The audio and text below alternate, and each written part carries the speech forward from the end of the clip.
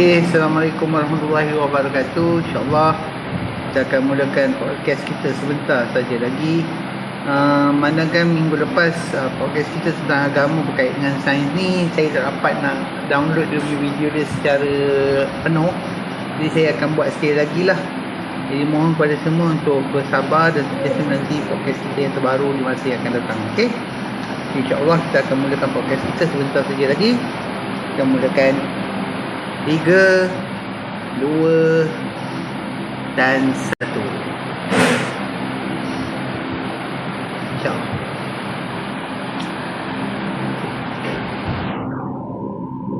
Assalamualaikum warahmatullahi wabarakatuh. Alhamdulillahirrabbilalamin. Wassalamualaikum warahmatullahi wabarakatuh. Sayyidina Maulana Muhammad wa ala alihi wa sahbihi ajma'in. Qalu subhanaka la ilma lana illa ma 'allamtana innaka antal alimul hakim. Rabbi shrah li sadri wa yassir li amri wahlul 'uqdatam min lisani yafqahu qawli. Alhamdulillah, selamat datang saya ucapkan kepada semua ke podcast sembang kita pada hari ini. Pada tengah hari ini kita akan membincangkan tentang satu persoalan yang sering bermain di fikiran kita dan menjadi perdebatan pada hari ini. Persoalan itu adalah, adakah agama itu adalah merupakan sesuatu yang anti-sains? Ada yang berpendapat bahawa agama menghalang kemajuan ilmu pengetahuan. Ada juga yang berpendapat bahawa bahawa sains moden itu boleh telah membuktikan bahawa agama tidak lagi menjadi satu benda yang relevan dan diperlukan lagi. Namun, adakah benar dakwaan-dakwaan seperti itu? Sama ada mereka yang mahu yang melihat kepada agama itu sebagai penghalang kepada kemajuan moden, atau sains moden itu menyebabkan agama itu tidak lagi diperlukan. Namun, benarkah dakwaan-dakwaan tersebut? Mari kita teliti perkara ini dengan lebih mendalam lagi, insyaAllah.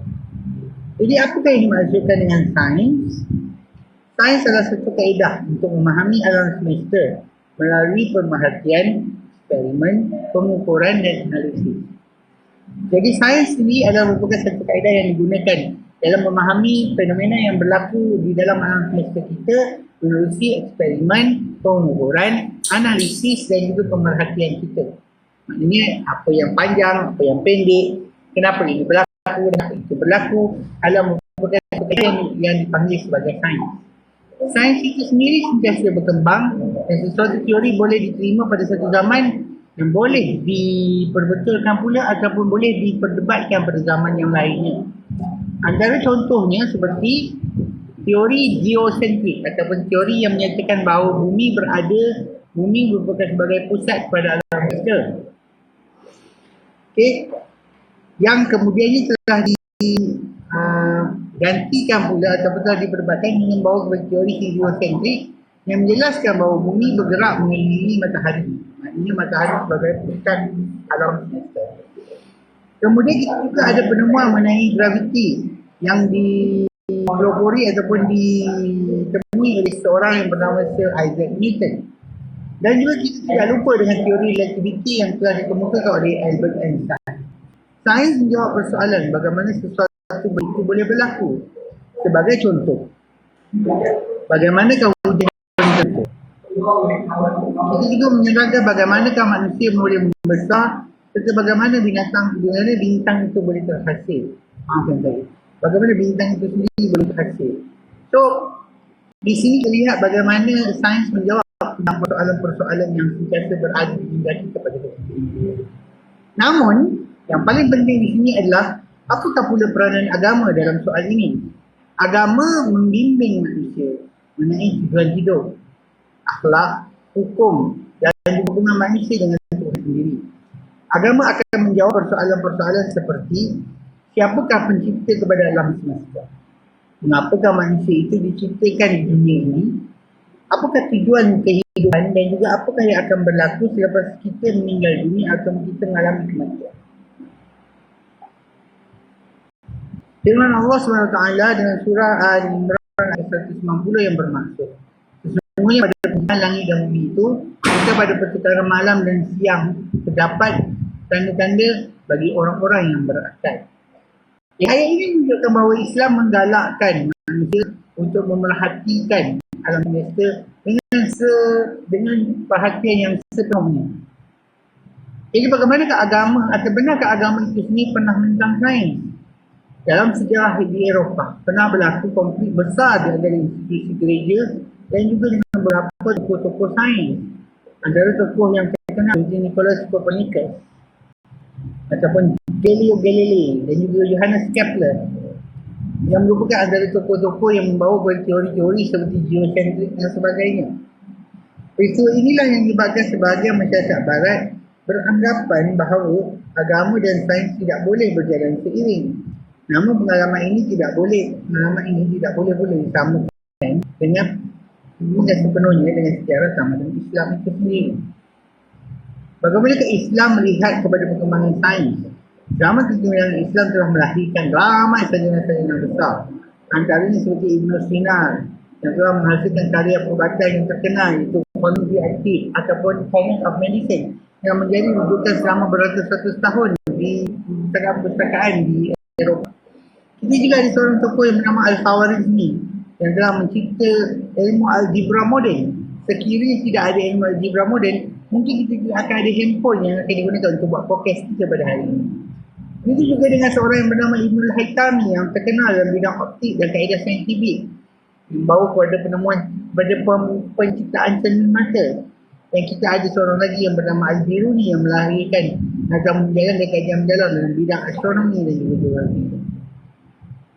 Mereka tidak melihat sains itu sebagai ancaman kepada agama, sebaliknya ia merupakan satu cara ataupun jalan bagi seseorang itu memahami dan mengenali kebesaran Allah Subhanahu Wa Taala. Bagaimana semua penemuan saintifik itu selari dengan agama? Jawapannya tidak semesti. Adakah semua penemuan saintifik itu selari dengan agama? Jawapannya tidak semestinya. Kadang-kadang terdapat perbezaan tafsiran antara saintis dan juga agamawan. Contohnya dalam teori evolusi ataupun dalam asal-usul alam semesta atau kajian mengenai kesedaran manusia dan juga isu pengklonan. Contohnya teori evolusi. Kita secara dalam agama kita menolak teori evolusi menyatakan bahawa manusia berasal daripada beruk. Kita juga melihat kepada kejadian alam semesta itu melalui kacamata agama dan juga kajian mengenai kesedaran manusia serta isu-isu pengklonan. Dalam keadaan seperti ini, umat Islam disarankan untuk bersikap tenang, iaitu teliti dan juga adil. Kita tidak seharusnya menolak sesuatu hanya kerana ia datang daripada sains. Dan kita juga tidak seharusnya menerima sesuatu tanpa penelitian yang lebih mendalam. Jadi kesimpulan yang kita dapat buat di sini adalah, tuan-tuan dan puan-puan sekalian, bahawa sains tanpa agama itu boleh menyebabkan manusia kehilangan arahnya. Namun agama tanpa ilmu pula boleh menyebabkan manusia terjerumus ke dalam kejahilan yang berterusan. Sebenarnya agama dan sains itu bukanlah musuh, namun kedua-duanya saling melengkapi di antara satu sama lain. Sains menjelaskan bagaimana alam ini berfungsi dan agama boleh menjelaskan tentang kewujudan manusia dan juga persoalan tentang tujuan hidup manusia hidup di atas bumi. Akhir sekali, tuan-tuan dan puan-puan sekalian, persoalan yang perlu ditanya pada diri kita sendiri adalah sama ada agama itu sains ataupun tidak. Bukanlah persoalan utama, tapi bagaimana kita menggunakan sains untuk mendekatkan diri kita kepada Allah SWT. Alam adalah sebuah kitab yang terbentang luas, dan Al-Quran ialah wahyu yang diturunkan kepada manusia. Kedua-duanya datang dari Allah SWT. Oleh itu, tidak mesti wujud pertentangan antara kebenaran wahyu dengan hakikat alam manusia. Itu yang saja yang perlu kita fahami, kerana sains dan agama adalah dua jalan yang mungkin sedikit berbeza, tapi dua-duanya membawa kepada Allah SWT. Bagaimana caranya agama menerangkan? Diterangkan dengan sains. InsyaAllah. Bukan semua hal sains perlu ditolak, tapi dia juga bukan semua yang boleh diterima. Perlulah kita ada penelitian yang berterusan dan sangat mendalam. Mudah-mudahan Allah memberikan rahmat dan berterima kepada kita, tuan-tuan dan puan-puan yang dirahmati Allah sekalian. Terima kasih kerana terus mendengarkan saya, terus mendengarkan podcast sesembang kita pada hari ini. InsyaAllah di lain masa yang bagi kita. Terima kasih kepada uh, terima kasih kepada mereka yang sudi melihat. Ada beberapa, ada 4 orang yang sudi mendengarkan kita pada hari ini. Tuan-tuan, puan-puan, hadirin-hadirat sekalian, di lain masa, di lain ketika kita bertemu lagi. Aku qauli hadza wa astaghfirullahaladzim wa lakum. Assalamualaikum warahmatullahi wabarakatuh.